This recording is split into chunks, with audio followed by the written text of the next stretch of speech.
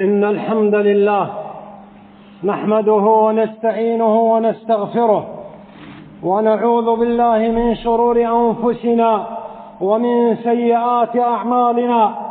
من يهده الله فلا مضل له ومن يضلل فلا هادي له، وأشهد أن لا إله إلا الله وحده لا شريك له، وأشهد أن محمدا عبده ورسوله. يا أيها الذين آمنوا اتقوا الله حق تقاته ولا تموتن إلا وأنتم مسلمون. يا أيها الناس اتقوا ربكم الذي خلقكم من نفس واحدة وخلق منها زوجها وبث منهما رجالا كثيرا ونساء، واتقوا الله الذي تساءلون به والأرحام إن الله كان عليكم رقيبا. يا أيها الذين آمنوا اتقوا الله وقولوا قولا سديدا يصلح لكم أعمالكم ويغفر لكم ذنوبكم، ومن يطع الله ورسوله فقد فاز فوزا عظيما. واعلموا أن أصدق الحديث كتاب الله، وخير الهدي هدي محمد صلى الله عليه وسلم، وشر الأمور محدثاتها، وكل محدثة بدعة، وكل بدعة ضلالة، وكل ضلالة في النار. أما بعد، عباد الله، فيشكو جميع الناس في هذه الأزمان تأخر نزول الغيث عن آبائه وعدم مجيئه في أزمانه، ويعزون ذلك إلى أسباب مختلفة. فمن المسلمين من يقول أن الأرض مقسمة إلى خطوط مطرية وأخرى غير مطرية، ومنهم من يعزوه إلى أسباب مناخية، والآخرين إلى أسباب أخرى، وقد أغفلوا السبب الشرعي الحقيقي الذي يقف وراء حجب هذه الأمطار وعدم نزول الغيث من السماء وحجب الأرض لبركاتها عن الناس.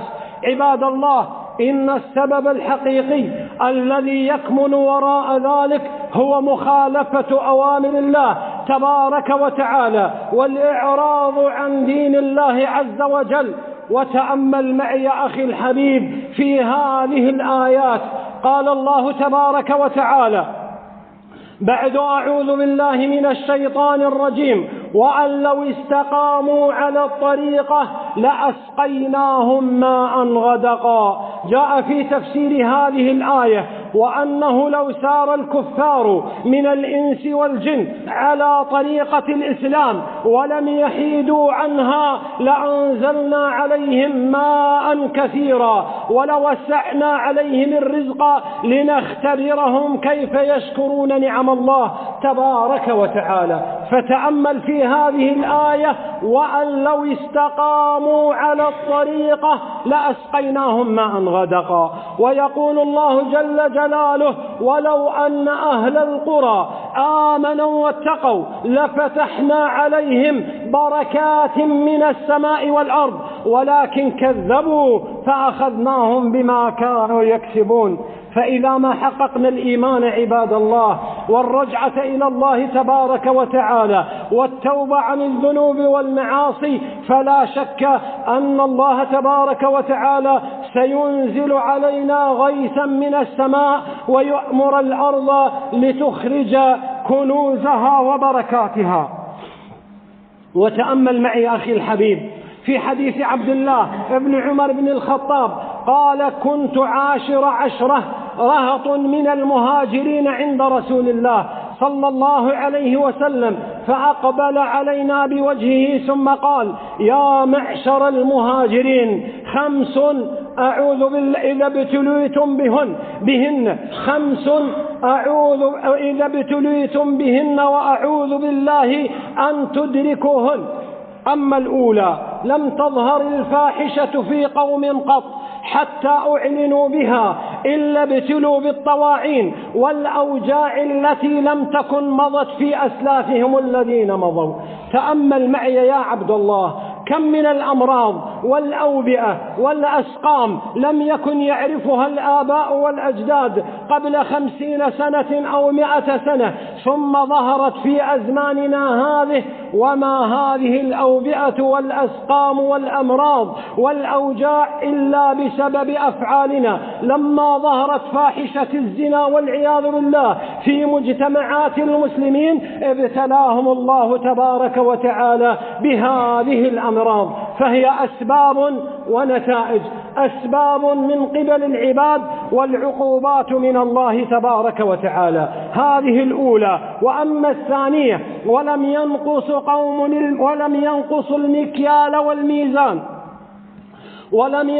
المكيال والميزان إلا ابتلوا بالسنين والمؤنة وجور السلطان.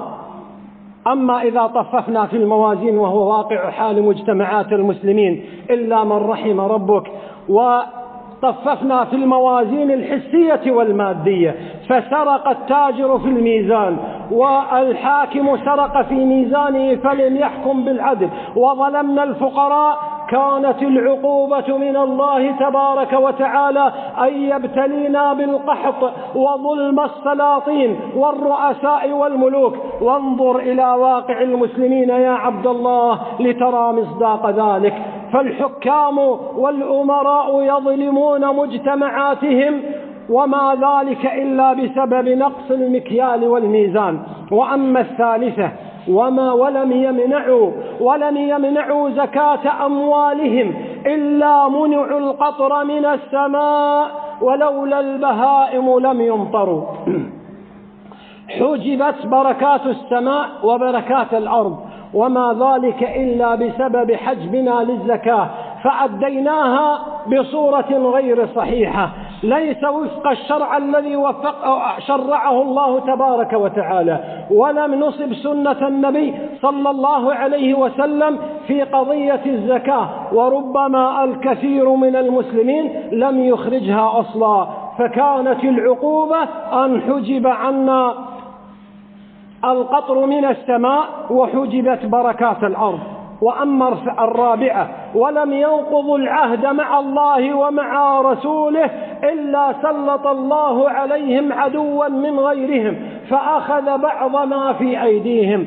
انظر عبد الله إلى خيرات المسلمين، خيرات الأمة الإسلامية كلها بيد أعداء الله تبارك وتعالى من اليهود والنصارى والأمم الكافرة، وما ذلك إلا بسبب أفعالنا. لما نقضنا العهد مع الله تبارك وتعالى وما حكمنا النبي صلى الله عليه وسلم، سلط الله علينا أعدائنا، فأخذت أمريكا تصول وتجول في بلاد المسلمين واستحكمت بخيرات المسلمين، فأخذت ما شاءت ومنعت ما شاءت، ولا حول ولا قوة إلا بالله.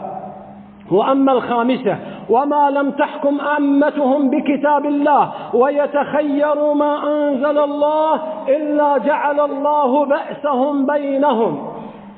أما ترى يا عبد الله أن المسلمين يقتل بعضهم بعضا، والواقع يشهد بذلك. بأس المسلمين أصبح بينهم شديد، فيكفر بعضهم بعضا ويقتل بعضهم بعضا، وانقسموا إلى فرق وأحزاب وجماعات وطوائف، كل يدعي وصلا بليلى، كل يدعي أنه على الحق، ثم أخذ سيفه وخرج على أخيه المسلم فقتله، وما ذلك إلا عقوبة ربانية من الله تبارك وتعالى، ذلك أننا قد أعرضنا عن كتاب الله وعن سنة رسول الله صلى الله عليه وسلم. الحديث أخرجه الحاكم وصححه ووافقه الذهبي وحسنه الشيخ الألباني رحمه الله الجميع. وقال مجاهد رحمه الله تعالى: إن البهائم تلعن عصاة بني آدم إذا اشتدت السنة، أي القحط، وأمسك المطر، وتقول هذا بشؤم معصية ابن آدم. وقال عكرمة رحمه الله: دواب الأرض وهوامها حتى الخنافس والعقارب يقولون منعنا القطر بذنوب بني آدم. فاتقوا الله عباد الله، وأحدثوا لكل ذنب توبة وأوبة إلى الله تبارك وتعالى ليرفع الله جل وعلا عنا هذا البلاء. أما طريق العلاج عباد الله فأوله الرجعة إلى الله تبارك وتعالى ولزوم الاستغفار، فبالاستغفار تنحل العقد وتنفرج الكربات وتنزل السماوات من خيراتها وتخرج الأرض من بركاتها. قال الله تبارك وتعالى: ويا قوم استغفروا ربكم ثم توبوا إليه يرسل السماء عليكم مدرارا ويزدكم قوة إلى قوتكم ولا تتولوا مجرمين. فاستغفروا الله عباد الله. وقال جل جلاله: وقلت استغفروا ربكم إنه كان غفارا يرسل السماء عليكم مدرارا ويمددكم بأموال وبنين ويجعل لكم جنات ويجعل لكم أنهارا. ثم بعد الاستغفار والتوبة إلى الله تبارك وتعالى علينا أن نلجأ إلى الله سبحانه وتعالى بدعاء الله الاستسقاء والغيث، وأن نصلي صلاة الاستسقاء اقتداء بالنبي عليه الصلاة والسلام. فعن أنس بن مالك رضي الله عنه وأرضاه قال: ارتقى النبي عليه الصلاة والسلام في يوم الجمعة خطيبا، فقدم رجل من باب من أبواب المسجد، والنبي عليه الصلاة والسلام على المنبر يخطب، فقال: يا رسول الله، هلكت المواشي وانقطعت السبل فادعوا الله أن يغيثنا. فرفع النبي عليه الصلاة والسلام يديه على المنبر حتى رؤي بياض أبطيه فقال: اللهم أغثنا، اللهم أغثنا، اللهم أغثنا. قال أنس: ووالله ما كان بيننا وبين سلع، وسلع جبل من جبال المدينة، قال: ما كان بيننا وبينه بناء ولا بيت، وكانت السماء صحوا. ثم خرجت غمامة من خلف الجبل، فلما كانت في منتصف السماء انتشرت ثم أبرقت وأرعدت، فنزل الغيث والمطر منها حتى رأينا الماء ينسكب من لحية النبي عليه الصلاة والسلام. ثم مكثت المطر مستمرة على ذلك حتى جاءت الجمعة التي تلتها، فدخل رجل، وكان النبي صلى الله عليه وسلم كذلك خطيبا، فدخل رجل من نفس الباب، قيل هو نفس الرجل وقيل هو غيره، فقال: يا رسول الله، هلكت الأموال وانقطعت السبل فادعوا الله أن يمسكها. فرفع النبي عليه الصلاة والسلام يديه إلى السماء وبالغ في الرفع حتى رؤي بياض أبطيه صلى الله عليه وسلم، ثم قال: اللهم حوالينا ولا علينا، اللهم على الآكام والضراب وبطون الأودية ومنابت الشجر. قال: فانقلع السحاب كلما أشار رسول الله صلى الله عليه وسلم إلى جهة، فخرجنا من صلاة الجمعة ونحن نمشي في الشمس. فتوبوا إلى الله عباد الله، والزموا الاستغفار، وخذوا بأسباب النجاة، فإن التقوى سوف تنجيكم من هذا البلاء وتعيد لنا الدنيا إلى ما كانت عليه من سالف عهدها من بركات وخيرات، وما حجبت هذه كما أسلفنا إلا بسبب الذنوب والمعاصي. استغفروا ربكم إنه كان غفارا يرسل السماء عليكم مدرارا ويمددكم بأموال وبنين ويجعل لكم جنات ويجعل لكم أنهارا. استغفروا الله.